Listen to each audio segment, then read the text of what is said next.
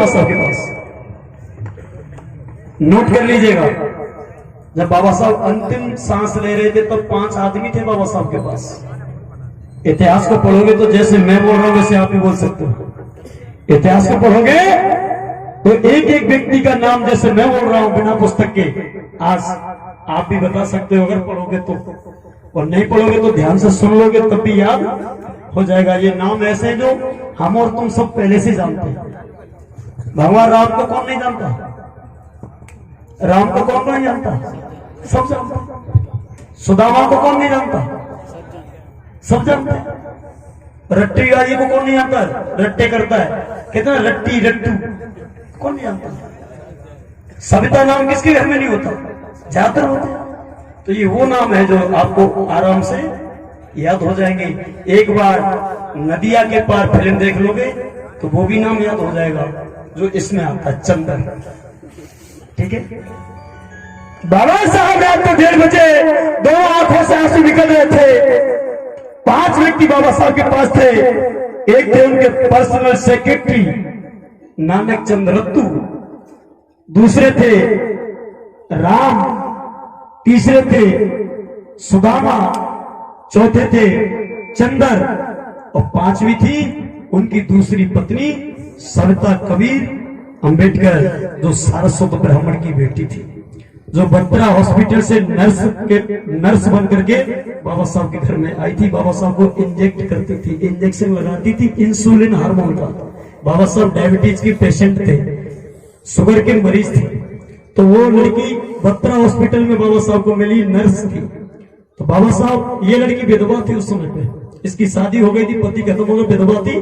तो इसने नर्स की हॉस्पिटल में नौकरी की, बाबा साहब को इंजेक्शन लगाती थी। जब बाबा साहब की बत्रा हॉस्पिटल से छुट्टी हो रही थी तो इस लड़की ने पूछा कि साहब यहाँ तो मैं तुम्हारी सेवा करती हूँ, लेकिन जब तुम घर चले जाओगे तो तुम्हें रोजाना इंजेक्शन कौन लगाएगा?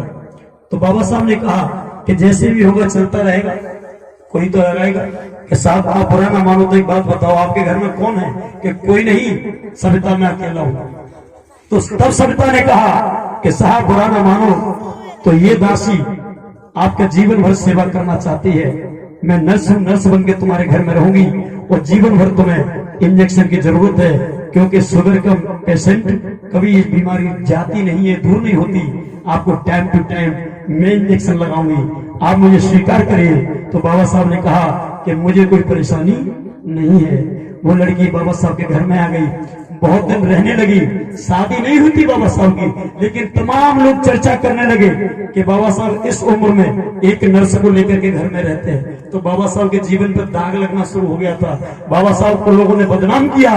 तो बाबा साहब ने कहा कि तुम भी बदनाम हो रही हो, मैं भी बदनाम हो रहा हूँ। इससे अच्छा तो यह है कि जीवन भर तुम मेरे साथ रहना ही चाहती हो तो आप हमसे शादी कर लीजिए, तो समाज की बातें बंद हो जाएंगी। तो बाबा साहब ने मजबूरी में उस लड़की की इज्जत को बचाने के लिए उसके साथ शादी रचाई थी। ये था दूसरी शादी का रहस्य।